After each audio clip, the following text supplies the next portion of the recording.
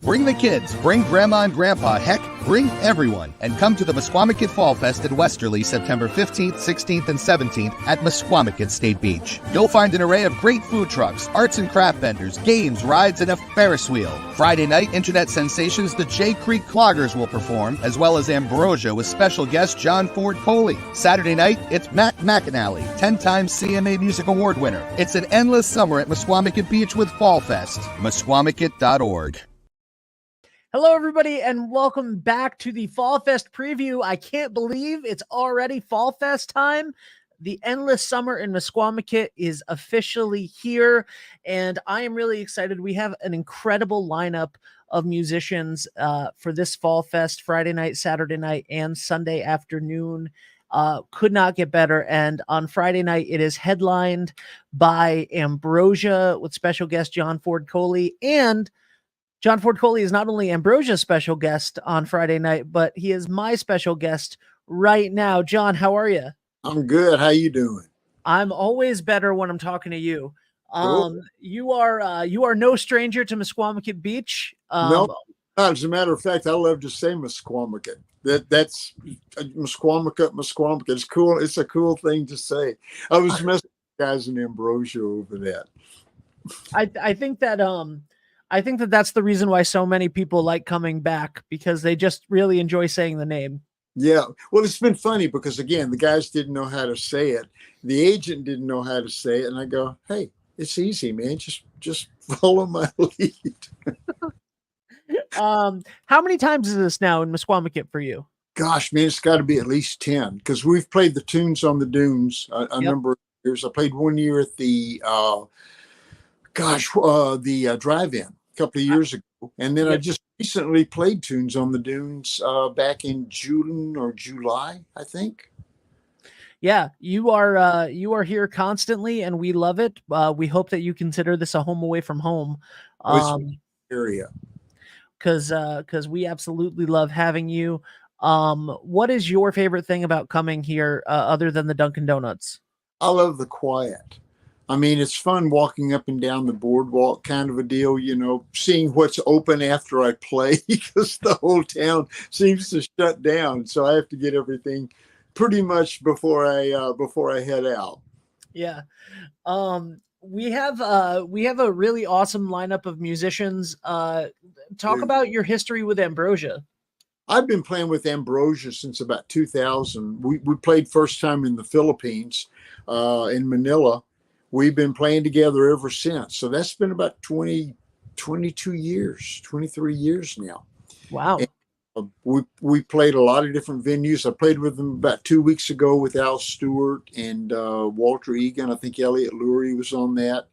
A lot of times we used to play a lot with Gary Wright and Stephen Bishop, but neither one of them, are really doing it anymore. And unfortunately, Gary passed away this last week. So that's kind of hard on all of us. But yeah, good guys, good players, good band, good songs. You're gonna love them. Awesome. I'm very sorry for your loss. The past few weeks before I even knew that I was going to be doing this interview with you, I just happened to be on an England Dan and John Ford Coley kick. I've had, Nights Are Forever Without You stuck in my head for about a month now. No, it's all right.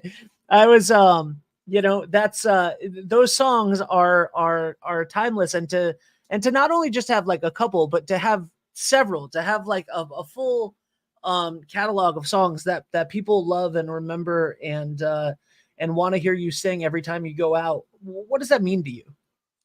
Well, first of all, it's kind of like, I just tell everyone, God just kind of reached down and kissed us on the head. That's why we got it.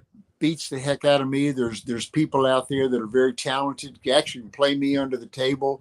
It happened for us. I don't know why, but I'm very thankful for it because it's been one heck of a fun ride. That's for sure. Now, I think the biggest question that I have is I've also been for maybe like a year, I introduced my girlfriend to I'd Really Love to See You Tonight. Yeah. And And my question is it a warm wind blowing the stars around or a warm wind blowing and the stars are out? A warm wind blowing the stars around. I went That's to that with the guy in the Philippines because I did a version of it, and I yeah. stepped in the studio, and he said, "You got the lyric wrong on that song." And I said, "Okay, what is that?" And he said, "It's a warm wind blowing the stars are out, not around." And I said, "Trust me, after 40 years, it's around." Okay, so that's seeing what I'm seeing, and that's what it was actually. Yeah. I saw a TikTok where somebody asked you a couple years ago, where somebody asked you that question, and you said it stars around, I think. And you know, you listen to the song, it's very clearly stars around. You know, we have Texas accents, number one, so we kind of mumble on top of that. And I have fun telling the audience that does not understand what the lyric on the thing is. I'm not talking about, and I always say it's very simple. It's I'm not talking about. Yeah. I love it. No, I never thought that the words were hard to understand at all. You've really made a you know, just from the time that I've gotten to know you from Misquamicut Beach, I've seen you collaborate obviously now with Ambrosia, obviously famously, you know, the duo England Dan and John Ford Coley. I saw you you did a virtual event for us once with your friend Tom Worth, Right. who's a great musician. And I've even seen you on stage with Caswell Cook and the Peony All Stars. I don't know how that happened. Hopefully he backed up the Brinks truck for you. With my girlfriend Janine. I love her. She's so funny. Also, we did a deal with Terry Sylvester a couple of years in the Criers at the Tunes on the Dunes. Oh, that's awesome. So what do you enjoy collaborating with people? Like, is it really fun for you to go out on stage and sing with other people and to play with other bands and to just sort of enjoy that? Oh, absolutely. I love the energy that you pick up from people. And again, on this particular show, the way that it reads on the contract, I think I'm supposed to play like 45 minutes before Ambrosia comes up. So because I play with Ambrosia all the time, they're going, "Nah, man, come up with us. You know, play 2 or 3 songs that you want to, and then come up. We'll back you up on the things. It'll be a full band sound." And I just enjoy playing with those guys so much because they're such talented musicians. And the great thing about them is that I know that if I don't play with them for a year, and then we only get a line check, we're only able to get the, just the sounds and stuff on stage, it's going to sound like we played last night. Yeah. Those guys are so detail oriented. It just makes everything so easy for me. Plus, they're good guys to get along with, and that to me is the biggest element: is how well can these guys get along with one another. I love that. And that's high praise coming from you, because I've done a lot of these shows and I've listened to a lot of these Fall Fest and Spring Fest, and we have a ton of great musicians. But I think that the first time that I was with you live at the drive-in, we were doing some video work for that. And I just turned to the person that I was with and I was like, not many people are that perfect and exactly how you would want them to sound every single time. And you just nailed it. And so, this group of consummate professionals, and of course you've been doing it, your whole lives. We're in for a real treat on Friday night, September 15th. And I'm really excited about that. Now, question, because I'm being paid to ask this. What did you think? What did you think of the song "Coconut Kevin"?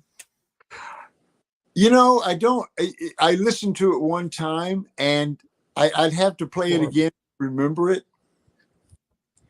I mean, I hear a lot of songs and they just kind of go in one ear and out the other. I mean, half the time I'm playing my songs, they go in one ear and out the other. So I'd have to listen to it again, in all honesty. There you go. Thank you very much. Caswell, I still want my money, please. Absolutely. I'll listen to it again though. It's he's very proud of it and it's great. And go download Coconut Kevin. But first, listen to some John Ford Coley because you, sir, are a legend. What has this year been like for you music wise? Obviously you came up here a couple months ago, but what else have you been up to? I've been touring a lot this year, which is really good because again, we got shut out for about 2 or 3 years. And to be able to go back out on the road again, the only thing that's different, it seems like the airlines have just gotten more and more crowded. That's been a little bit more difficult. But other than that, it's been a great year. Do you prefer to fly or do you prefer the road trip? If I can drive, I'm going to drive. Yeah. Simply because I don't have to deal with TSA, which I really hate. Sorry, government stuff. And that's always, it's like, here's one of the reasons that I drive. I've got my own accessibility to everything. I can get in my truck and be in Little Rock in 5 hours. Okay, if I'm going to Dallas, I go down there quite a bit, 5 hours. I get on a plane. I have to leave here now 2 hours before the flight takes off. Then the flight, then get to point A to point B. In 5 hours, I'm almost there, by driving. And I didn't have to put up with TSA. I didn't have to put up with first-time flyers, which drives me crazy. That's so funny because again, they literally get there and they go, well, do I have to take off my shoes? Yeah, take off your shoes. Okay. Do I have to take off my belt? Yeah, take off your belt. Just stick a little red button on your head that says first time flyer so I can scoot around you. It's hilarious. So what's the I'd be remiss if I didn't ask you about pie, because so many of your social media posts revolve around pie, your love of pie, and your lack of pie sometimes. Yeah. What's the deal with pie? I love pie. Let me say it again. I love pie, and I've actually had people. I was sitting with Mick Mancuso and his wife, and he's in the 1910 Fruit Gum Company, and we were talking and stuff, and they had pie, and they brought the entire tin. Literally, I had eaten 3/4 of that pie before anybody else really got to it, and she said, "You do eat pie, don't you?" Yes, I do. It'll be gone. I'm sorry. What's your favorite kind of pie? I actually like the lemon pie the best. I make a thing called Tennessee lemon pie, and it's just so doggone good, and I'll make 2 of them. Cherry, apple, anything that's got pie on it except pumpkin pie. And I know some people like that. It just doesn't do anything for me. But any other kind of pie, it's gone. It's gone. And I make a lot of my own. Nice. I love that. That's so cool. That's the way she looked for cookbooks. And one of them was this old cookbook that had all these pies in it. And I've been making them ever since. So that was good. That's fantastic. I love that. What are you looking forward to most about this coming weekend? Actually playing with these guys. I enjoy being with everybody because we sit down and just we've got a lot in common, a lot of things to talk about. The players are good. Like I said, they're just a fun hang. I love walking around and watching the people at the fair. I don't get to go to fairs very often any longer. And I just like to sit there and watch the people that are getting on the Ferris wheel going, don't do it. Don't do it. Because for me, I've been in some of those places, and I won't get on anything that's not timed.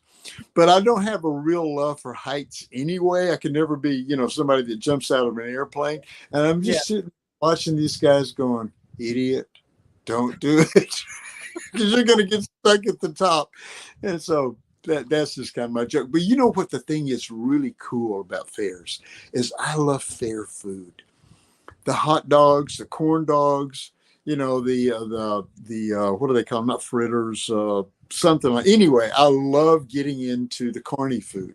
Yeah. That to me is something I really enjoy. I shouldn't do it probably, but still, it's so good.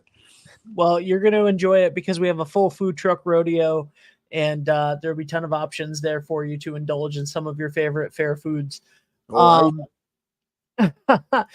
thank you so much, John. I don't want to take any more of your time, but we're excited to have you back. It's always a pleasure when you come visit us in Misquamicut. Your songs have been the soundtrack of our lives, and we really appreciate it. Ambrosia, featuring John Ford Coley, September 15th. Just September 15th. You're not going to be there 16th and 17th, although I might tie you to the stage. No, but I saw that McAnally is playing on the 16th. Yes. Go watch Mac. Mac is he's first of all, he's such a gifted songwriter, but he's a great artist in his own right. So make the trek to come back and see Mac as well. Absolutely. Well, thank you so much, John. It's always a pleasure getting to talk to you, and we'll see you on September 15th. Thanks so much. I look forward to it. All right. Guys, that's it for this episode of the Fall Fest preview. My name is Ben. We'll be back September 15th, 16th, and 17th, Misquamicut State Beach Fall Fest. It's an endless summer in Misquamicut Beach.